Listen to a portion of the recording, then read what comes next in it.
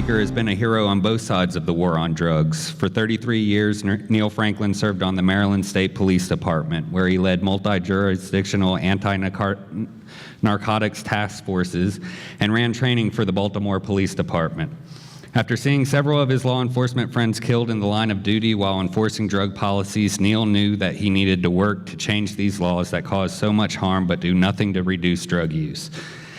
Since his realization about the failed policies of the drug war, Neill has become a member of LEAP, Law Enforcement Against Prohibition, where he is now the executive director. Neill has crusaded for the end of prohibition for all drugs, citing how the harms of prohibition far outweigh the consequences of drug use.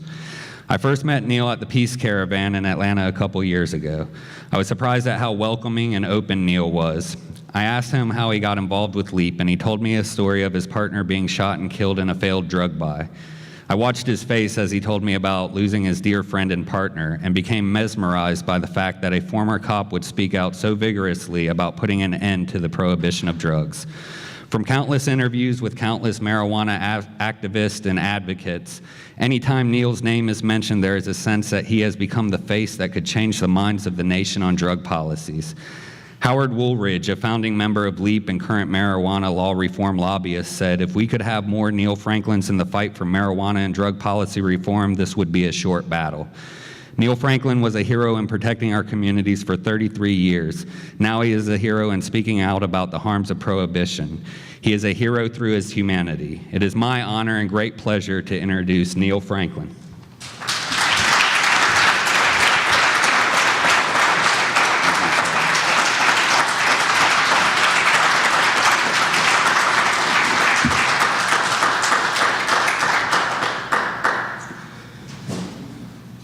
Wow, you guys are great. I haven't even said a word yet. You've said plenty over the last few years. Thank you so much. All right. Wow, love you guys too. You know, first of all, I appreciate the welcome here. I appreciate inviting me down here to wonderful hot Atlanta. I'm tired of the Northeast and the cold and the snow, and it's just a pleasure to be here in some warm weather with some warm people. You know, there's a lot to be said about the hospitality of the South. You know, there's a lot of truth to that, so thank you very much. Sometimes when I speak, I forget to do some things because I'm thinking so much ahead of what I want to say and all the things that I want to cover. So I made a couple notes here to make sure that I do what I should do. I think most of you know about the organization that I currently speak for as Law Enforcement Against Prohibition, as Greg gave the description of. You know, there's thousands of law enforcement professionals, not just here in the States, but around the globe. We have branches in 6 other countries now. We're currently opening up additional branches. We've got a team over in the United Nations right now at the CND, Convention on Narcotic Drugs. They've been over there for a week, pushing an amendment. One of our great speakers, Jim Garrick, drafted an amendment to the United Nations Treaty on Narcotic Drugs, the 3 treaties, beginning in 1961. And basically what that amendment will do, and you can find it on our website, so I suggest that you go to leap.cc and take a look at it. But what it will do is allow every country, member state of the United Nations, to formulate their own drug management policy, which will give them the option, if they want to keep prohibition, they can. But you know what? If they want to do what we're doing here in Washington State and Colorado, you know, they can do that. And they would have the option to do that. So LEAP is kind of like spreading its wings a little bit, and we're starting to grow, and we have more law enforcement folks signing on board with us every day. I was looking at the numbers the other day, and they just, you know, every week there's more cops and judges and going to our website and signing on board. You know, and a lot of that is not just about what we're doing, but it's about the message that you are spreading also. You know, and I'm going to talk a little bit about that and how well we're doing and some of the things that we need to continue and what I'm seeing. You know, so share LEAP with your circles within your circles of influence, with your friends and your family. You know, you don't have to try to explain to your friends and family about ending drug prohibition from a law enforcement perspective. Let us do it for you. Got some great videos that you can just pull up on your smartphone, your tablet, your laptop, and show people. You know, there's a great video of Peter Christ, who is one of the co-founders of LEAP. He hits every nook and cranny from a law enforcement perspective. And let people like him do that for you. A little bit about me, because another area that I forget to cover is how somebody like me, who was trolling the streets looking for folks like you to arrest anyone that had anything to do with illicit drugs. You know, so I assume that people know, which is the wrong thing to do. I assume that people know how I made this transition. Greg touched on it a little bit when he introduced me. But I just want to briefly cover that a little bit more. Yes, I've had over 3 decades in law enforcement. I spent most of that in narcotics enforcement in the state of Maryland. I worked undercover. There's an article in Vice magazine that this wonderful journalist did on me, and I talk extensively about some of the things that I did undercover. And I'm taking a real beating on that in the comment section and on Facebook regarding that from my fellow Maryland State Troopers. But I tell you something, some of those troopers got the crap beat out of them on Facebook by folks like you. Really did. They started speaking about things that they have absolutely no knowledge of because they stay within their own little spheres. And they fail to reach out, and they fail to interact with other people. They fail to do research in this area. They just fail to talk about it the way it needs to be talked about. And yeah, they got their butts handed to them. So I thank you for that. So after doing all of this work in law enforcement, when I retired from the Maryland State Police in 2000, I went to work for Baltimore. I'd become the head of training for Baltimore. And within a few months after my retirement, a good friend of mine, Ed Totley, he worked undercover for the Maryland State Police for many years. And he was working a case with the FBI down in Washington, D.C., Safe Streets campaign. And he was buying cocaine from a mid-level drug dealer.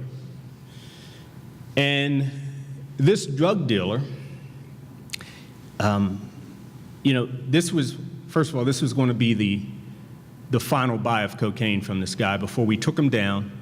You know, the FBI had a takedown team in place, and Ed's car was wired with video and sound.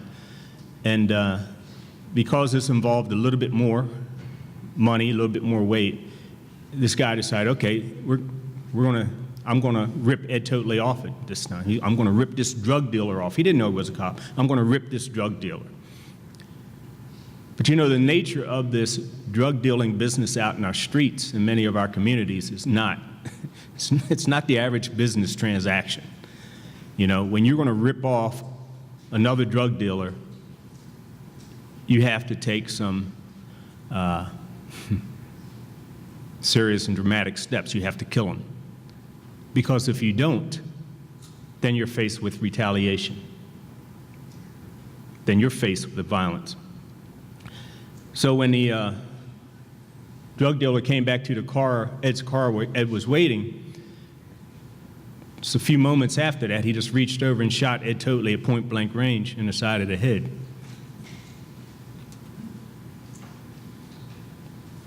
So that night, when many of us went to the hospital where Ed was taken, it seems like most of the cops were, I mean, it was only one or two ways that you were going to go as a police officer, as a friend of Ed's, as a coworker. It's only one or two ways. Either you were going to go out there and push harder and lock up more people who had anything to do with illicit drugs, and you could hear the conversations. You could hear the conversations days, weeks, months after. But then there was a small group of folks, one who was another good friend of Ed Totley. Her name is Lee Maddox. She's a captain, retired captain for the Maryland State Police, and she's one of our board members. So she was one, and who eventually, you know, as the weeks and days go by, we're talking about what's wrong with these pilots. What's wrong here? We're losing people. Initially, we started thinking about the cops that we were losing. But then as time went on, you know, we started paying more attention to the other people who were being slaughtered. You know, I initially thought about Marcellus Ward, who was a Baltimore City detective who was killed back during the time I was working undercover. Just 2 years after Ed was killed, I had 2 Baltimore City police officers gunned down by drug dealers. Well, one gunned down by a drug dealer in the streets of Baltimore. Another one had his car rammed by a drug dealer who was fleeing the police after he had shot his competition. But then, in 2003 in Baltimore, there was a family of 7, the Dawson family, mother, father, and 5 kids, who lived in a corner row home on Preston Street on the east side. And the mother, Angela, was doing what we want citizens to do, work with us, the police, to get the drug dealers out of your neighborhood. She had a drug dealer and his crew right outside of their house. He was there all the time, and she feared that her boys would be recruited into that business, which is a very deadly business. She didn't really fear that they would become addicted to drugs. That wasn't her concern. Her concern was them being involved in the game and then being murdered. So she was working with the police, and this drug dealer found out about it. So he felt that he had to send a message. And early one morning, he set their home on fire and killed the entire family. But you can go from city to city to city to city, and you have drive-by shootings and running gun battles. They're war zones. We in the police, we refer to those areas as the front lines, you know, in the trenches. We use that terminology that we use in war. So despite what you hear from the Kevin Sabets of the world and others who are saying from the Office of National Drug Policy and Control that we don't use that term anymore, drug war. We shouldn't be using that term anymore. Folks, it is a war. It's a war against people. That's what war is about. You have drug dealers fighting drug dealers. You have cops fighting drug dealers. It's a war, and they use guns. They use violence at every turn. The strategies and tactics that we in law enforcement use are those that we use in the military, even the weaponry and the gear. And my county just latched onto a surplus military helicopter. What's with that? So it is war. And so it was me having that experience that caused me to pause long enough to take a different look at this.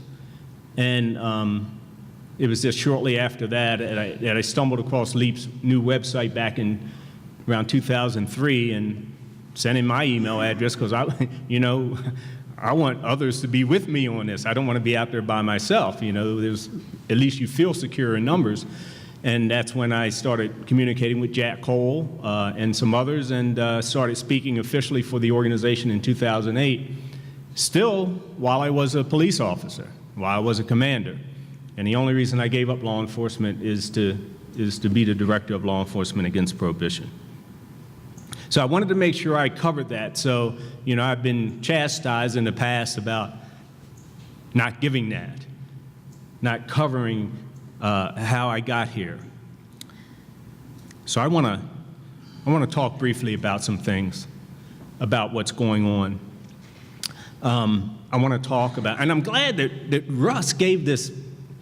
I mean, this man is a genius with statistics. If you were sitting there and not taking notes, if you didn't copy down his website and the code for downloading that, you need to do it right now. And I'm going to talk about why. But I'm glad that he did that because I don't have to cover statistics, and I can just talk about where we've been, where we are, and from my perspective, what we need to do. Because the fight's not over, folks. We've only just begun. We've only just begun. So, there's been a lot of hard work. There's been a lot of hard work for us to get to where we are now. You know, and it's about collaboration. We really started moving forward on this issue of ending the prohibition of marijuana when we started collaborating at a meaningful level. We all come to this from different places. We all have different perspectives. We all have different wants. But there's one thing that we all want, and that is to end the prohibition of marijuana completely across this country, in every state. And that's what our common goal is, and that's where we need to be pointed and focused like a laser. The collaborative efforts that we've had in the past to get us here, you know, like, for instance, who are some of those organizations? Normal, obviously, a great leader in this, and has been a great leader in this for many, many decades. Marijuana Policy Project, SSDP, LEAP, ASA, DPA, Moms United, ACLU, NAACP now is even on board with this in many states. And there are many, many other organizations. I'd be up here for 2 hours going through all the organizations. But it's the collaborative effort that has got us here. Let's go back and look at 2010 briefly. California, Proposition 19. I don't view that as a failure. Not at all. If there's anyone here who used to be in the military, and if you think back to World War II, a lot of what we did with the offensive was, one of the things that you have to do when you're going to land on a beach, you have to soften a beach. So your Navy is pounding the beach with shells and artillery to push back the enemy. That's what Proposition 19 was. It started a lot of education on this issue. We started building collaborative efforts. That's when the NAACP came into the effort. That's when it started to become a civil and human rights issue, not just about wanting to smoke marijuana. That's when, from my perspective, that's where the momentum really started picking up. And because we came close, people saw, whoa, wait a minute, we can do this. And there was a lot of last-minute efforts there. So people were thinking, what if we plan this out a little bit more? And I'm a firm believer that if we had not done what we did in California in 2010, Colorado would not be where it is today, neither would Washington State, because they would have been the guinea pigs. And they may not have made it without Proposition 19. Momentum is so important, and we can't afford to lose it. We cannot afford to lose it. In whatever you do, whether you're talking a sporting event, I always like pointing to when the Ravens won the Super Bowl, okay? You know, and the lights went out, and during halftime, they had the momentum during the first half, and things were rolling pretty good. Lights went out, and all kinds of problems.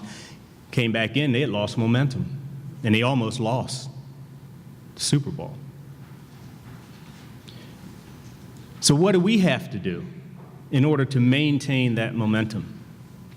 Number one, we have to continue to work just as hard as we have been working. There's no time to relax, take a break, or whatever. We have to arm ourselves with information, do those things that we need to do. I'm going to talk about just a couple of things, because what you guys are about, what this is about, it's about activism. that word active. You've got to be active. You're active in coming here and participating in this. So what are some of the things that we have to do? Obviously, we have to continue to educate those within our circles, those within our communities. And I touched on that briefly when I began to speak, and how we do that. Sharing information, making sure that you have the facts. The facts. Yes, it's emotional too, but you can't dispute the facts. And Russ does a great job with that.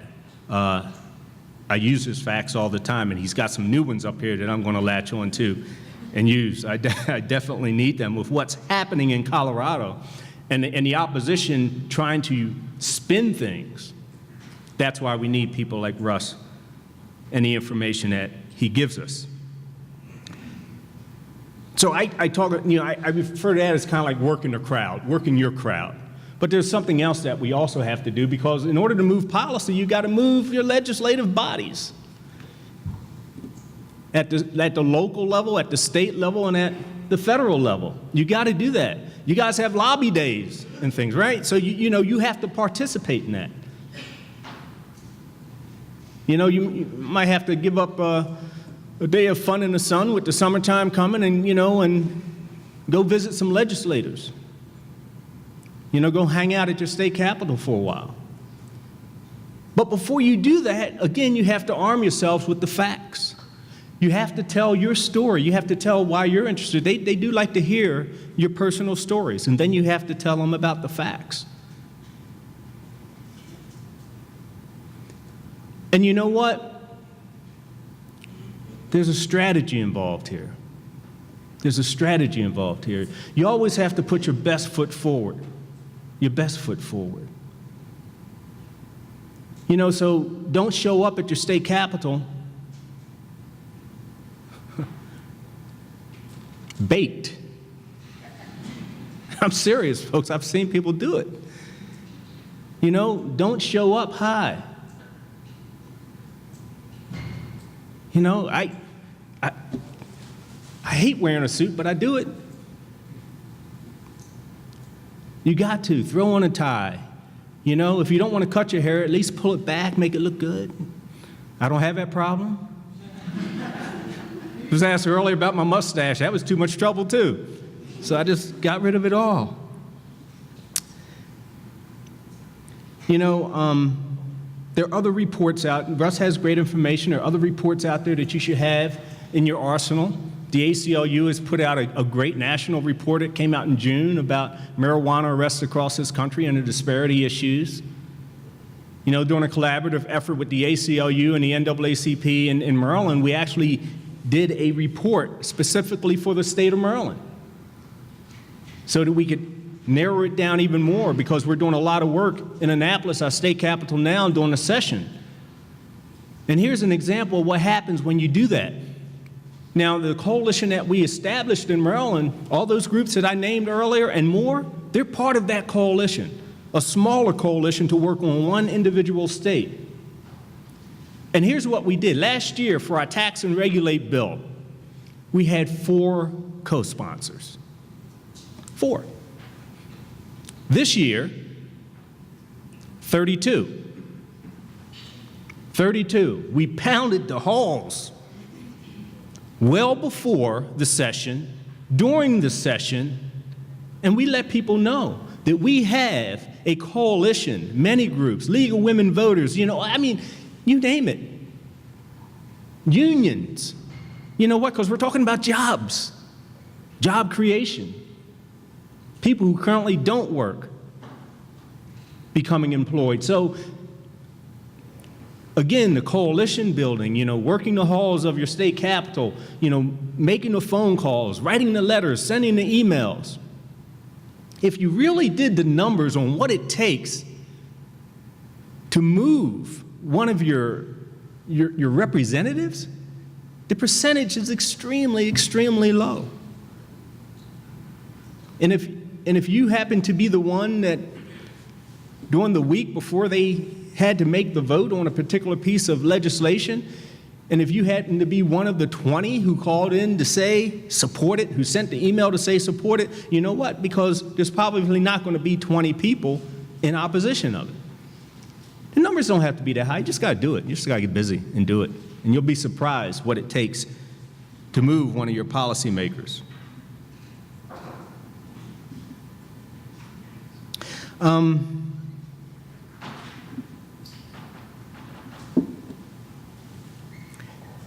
I want to begin to wrap this up talking about, see, I don't talk long.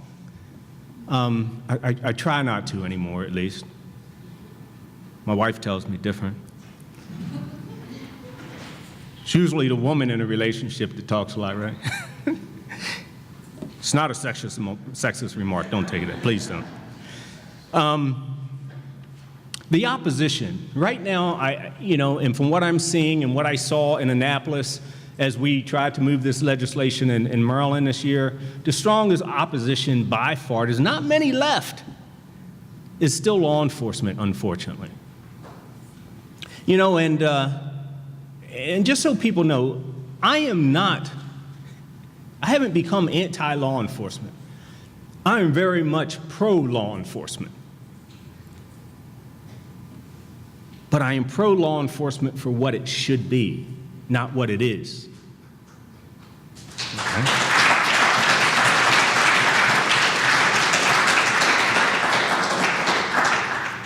Law enforcement should be part of the community, an intricate part of every neighborhood and the community on a positive level. Law enforcement should be staffed with people that the average citizen anytime can walk up to, strike up a conversation, get some good information, and get some help when they need it. Duh. So simple. But why isn't law enforcement like that? Why is it that the average child today wants nothing to do with a law enforcement career? They don't want a law enforcement career. They don't even want to interact with the police. Why is it when I occasionally get pulled over that what little hair I have stands up on the back of my neck? Shouldn't be that way. I know if it's that way for me, for the average citizen, oh my God, it's got to be horrifying. The average person who is dealing with addiction should be able to walk up to the average police officer on a street and say, Officer so-and-so, you know what? I'm challenged with this addiction and I need some help. That officer should be able to guide that individual as to where they can go, give them some information, maybe a phone number, maybe a contact name. And when that person does go to make that contact, you know what? The money is there for the on-demand treatment that they need. That's what we should be expecting. One example of what we should be expecting from our law enforcement community. We should be expecting that when a cop does show up for a call for service and things are a little haywire, anything from an automobile accident to a serious assault to a rape to a domestic violence incident, that when they show up, calmness shows up. Calm. And people feel the calmness. And they know that things are going to improve, not escalate. So let's talk a little bit about why law enforcement seems to is that barrier for us moving forward with drug policy reform. I'm going to talk about three basic things. These are what I see as the three basic things, and I think you need to know this. So when you have those opportunities to interact with law enforcement about this issue, or when you're down in your state capitol talking about this issue and law enforcement is part of the conversation. So let me begin with federal grants. We in law enforcement still receive a lot of federal dollars for drug enforcement. everything from gang-related drug enforcement to marijuana eradication programs. That's what my sheriff in my county is going to use the helicopter for. Marijuana eradication and whatever. In order to fill out an application and have that application be responsible for you getting more dollars, one of the pieces of criteria that is extremely important are arrests, drug arrests. The quality of that arrest is not important. It's literally a hash mark. Russ talked about close to 700,000 marijuana arrests every year in this country. Those are the easiest arrests for law enforcement to make. Drug-related, easiest arrests, period. Even including other crimes. So it's a hash mark. Every time we make a marijuana arrest, it's a hash mark, it's a hash mark, it's a hash mark. And we get millions and millions and millions of dollars. When I was the head of human resources for the Baltimore Police Department, I had a team, and their job was to find me federal dollars. They were grant writers. They would tell us what they needed to write the best possible grant. And one of those pieces of criteria is drug arrest. Number two, which also involves money, civil asset forfeiture. That's how my sheriff is going to pay for the annual operation of the helicopter. We got it for free, but they're not cheap to operate. So the task force, the drug task force in my county, Harford County, is going to go out there and make arrests and seize money and seize property. You know, when I was the Northeast Regional Commander for the Bureau of Drug and Criminal Enforcement, and this still rings true today, each county, I had 9 at that time, each county had a drug task force.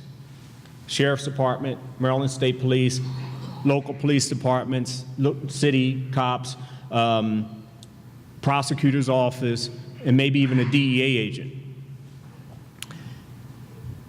These different departments, we gave a body. We had no problem. We'll give you a body. Okay, here's a body, here's a person to work on that task force. But the operating cost, the daily operating cost, that came from civil asset forfeiture dollars.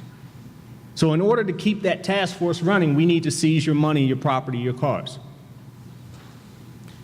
And if you just go on the internet, you can see case after case after case after case of people having their money taken and never even being charged with a crime.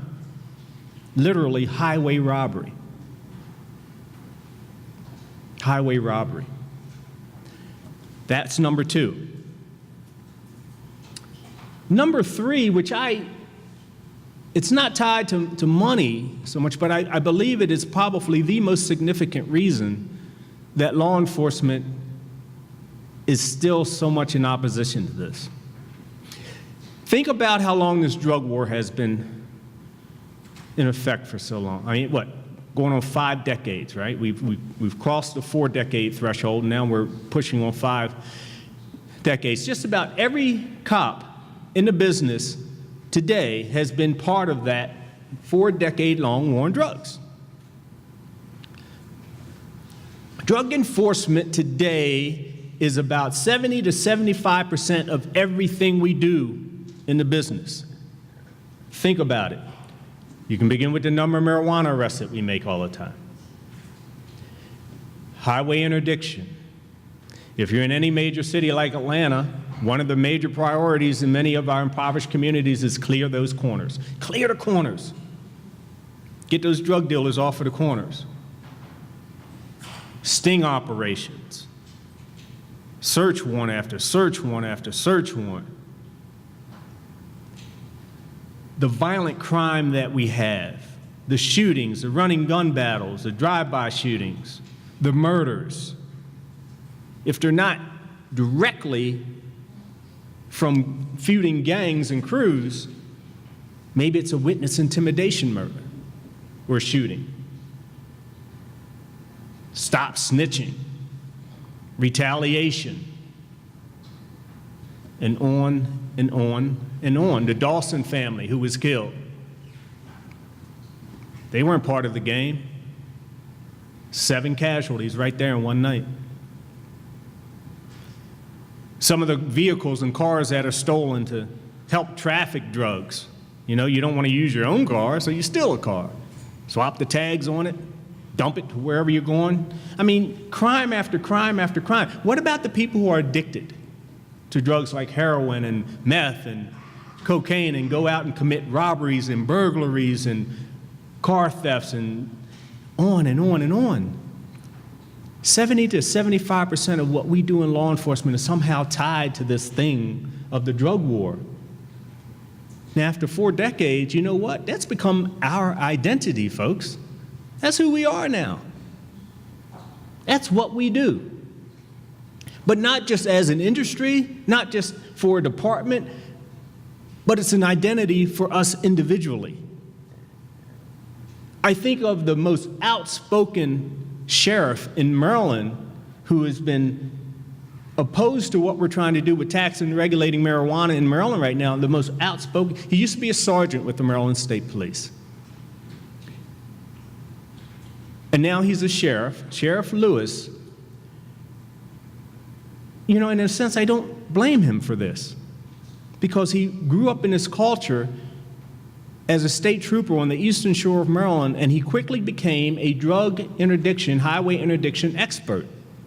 So he's out there every day on Route 13, stopping car after car after car. He became an expert at finding hidden compartments for marijuana, for cocaine, for heroin, you name it.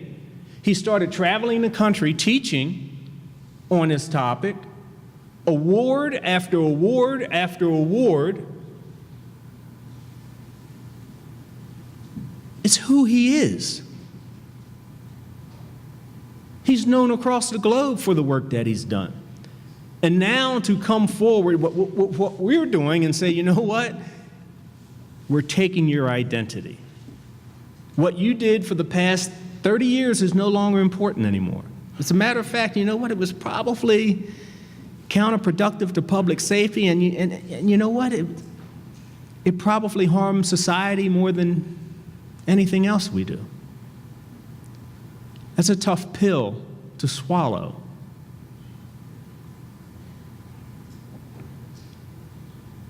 I still have a bitter taste in my mouth. But I know I have to move forward. So what does that mean? That means we have to communicate. We have to develop. We have to engineer a new identity for our nation's law enforcement community. One of true public safety. One of addressing crimes of violence like murder, rape, domestic violence, crimes against our children. We have to let them know where we want them to be and what they're doing. Exactly how we do that, I'm not really certain yet, but it's going to involve a lot of communication, it's going to involve a lot of work, but that's what we need to do. Because for them, it's like someone coming up to you and saying, we're going to have to change your name. We're going to have to change your identity. We're going to have to move you from here to there. I don't know, it might be okay with some people, but for most, it's not. So, what's next? What's next for us and what we're doing in this wonderful movement that we have? I think we all know. We continue with a laser focus, a collaborative effort, you know, working with this group and that group and putting our differences aside and building some strong partnerships and taking that word and activism and just active, just staying busy. That's what's next. What's next is what we have been doing for the past couple of years. And before you know it, you'll wake up one day, able to walk out on your deck, or in the comfort of your bedroom, and you won't have to worry about SWAT teams knocking on your door. You'll be able to relax, enjoy however you choose to enjoy it. Edibles, vaporizers, or just a good old-fashioned joint. That's what this country is about. The right and the freedom to do that. The right and the freedom to do that and not have to fear being persecuted by either the police or your community as you do it. So I just want to thank you for allowing me to speak here today, and I look forward to doing a lot of work with you. Thanks again, folks.